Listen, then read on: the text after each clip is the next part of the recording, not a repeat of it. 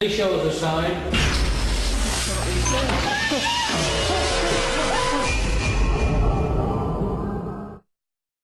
We're hearing some very strange dragging noises. A night on horseback, a sinister poltergeist and mysterious apparitions await the Most Haunted team as we travel to Essex.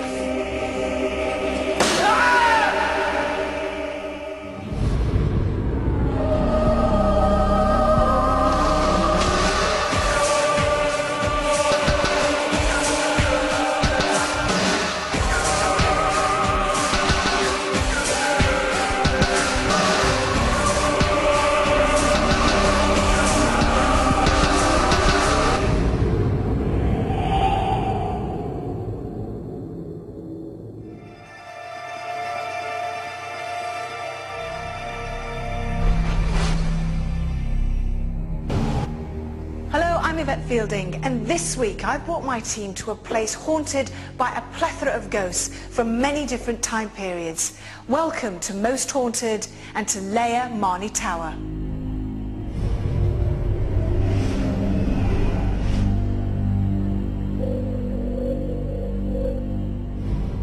Built in the first half of Henry VIII's reign, Marney Tower was principally the creation of Henry I, Lord Marney.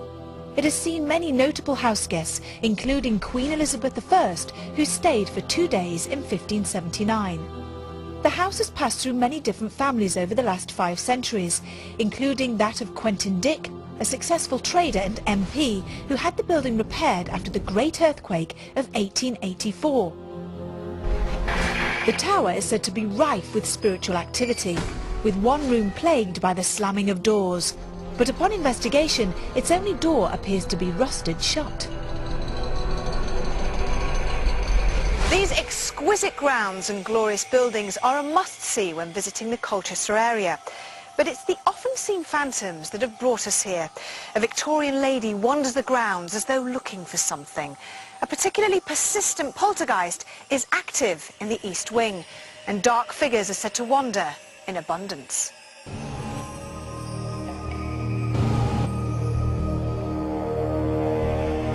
The quintessential Great British Ghost is that of a knight in shining armour riding a stallion. And this place has exactly that. Not galloping around the vast grounds surrounding Marney Tower, but down these stairs.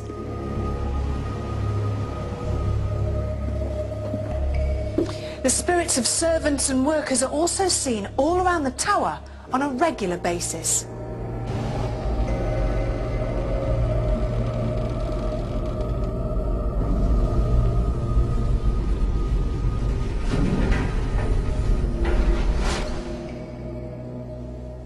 This ancient barn, which predates the tower, houses many old relics of distant past. But at night its persona changes from that of interest to that of fear, as dark, shadowy figures of former workers are seen engaging with their daily duties from a long time past.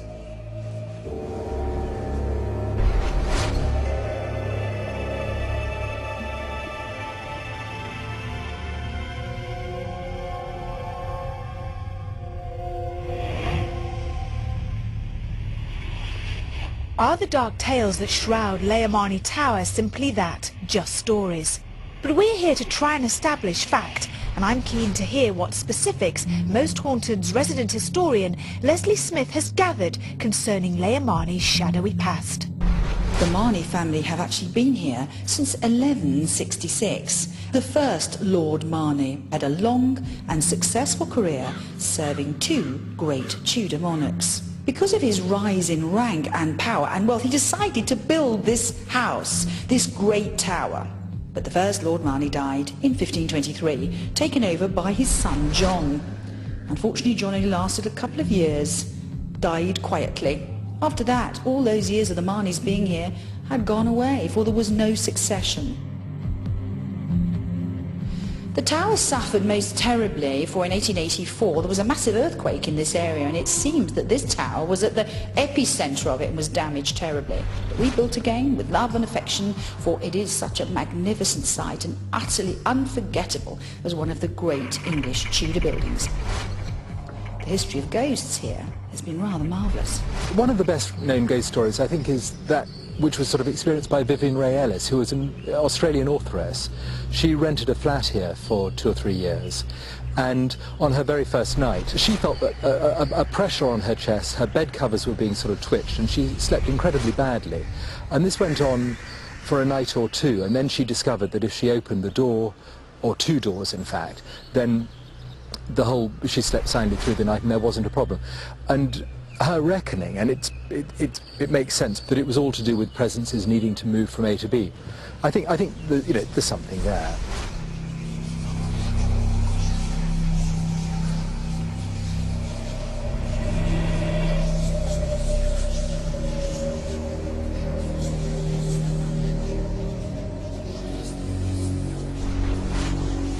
With its history and its legends conjuring up all sorts of paranormal possibilities, what is parapsychologist Dr. Kieran O'Keefe looking out for during tonight's proceedings?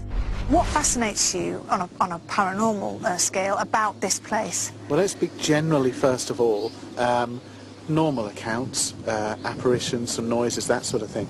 The great thing about it is each of the accounts have something extra added to them, which makes them a little bit more evidential for me. So it's not just people seeing things, it's the sort of people seeing things, it's the correspondence between some of the accounts, and it's where things are heard or seen.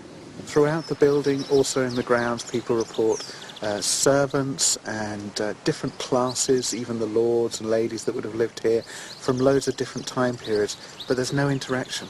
It's just you're seeing a replay. So the servants are going about their usual activity, the lords and ladies are walking around the garden, walking through the building.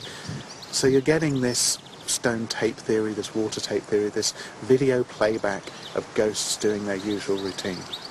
There's one unusual apparition that's, again, a bit evidential because we've got lots of independent witnesses. It's about a lady seen in this area, in the garden area.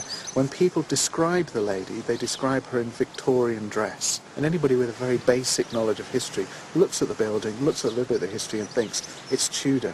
They could describe somebody in Tudor dress, but actually everybody describes the person in Victorian dress, which matches exactly the history of the location.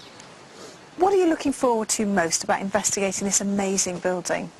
I'd love to see an apparition. I mean, this knight, wouldn't we all? This knight in shining armour on a horse, the added element to that is it's not a mist, it's not just a single figure, it's not something that you could necessarily be confused about. A knight in shining armour on a horse, there's no debate about seeing that. You know, it's, especially if you can photograph it or video it. So if we could capture that, that would be the holy grail of ghost hunting. That would be brilliant. I have a very, very good feeling about this place. I think we're going to get some good stuff. A vast history, detached apparitions and a fabled poltergeist. Marney Tower demands investigation. Will the Most Haunted team encounter the spirits that so many people believe reside here as we go in search of the paranormal tonight? Hearing some very strange dragging noises up here. There's something coming towards us, come away! Ah! The f*** was up?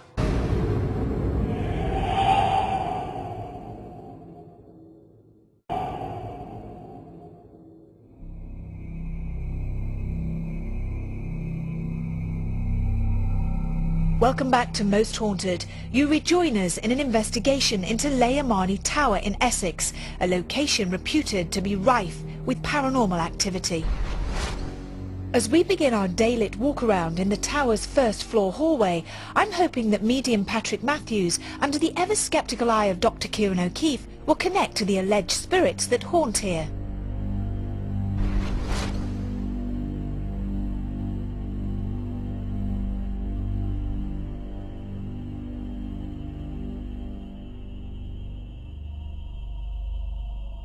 Okay, so we've come up to the top of part of the building.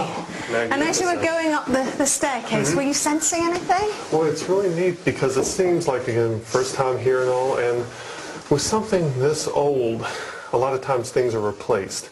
And I'm getting a sense about the staircase and the rafters and all, and a lot of it is actually original. It's like a root, just like when you think of a tree, how old a tree is, and then the roots. You can misplace the leaves or change this and that, but the roots will still remain the same. And that's what this house is. It has good roots, let's say. Oh, that's good. And the interesting thing is, well, Hold on a second, I can hear movement down Yeah, here. I can hear that. Is there anybody there? Let me just... I heard that. I'm just going to go down. You hear it? I'm not going to go down all the way because I'm unfit. There's movement behind us as well. There's movement behind you. Is there anybody there? Nothing there apart from space.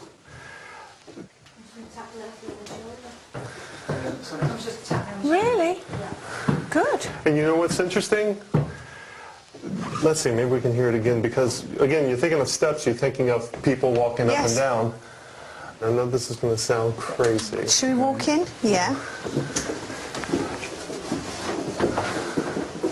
There'd be no reason for a horse to be heard, but I was hearing like a horse hoofs. Yeah. That's what I heard. Okay.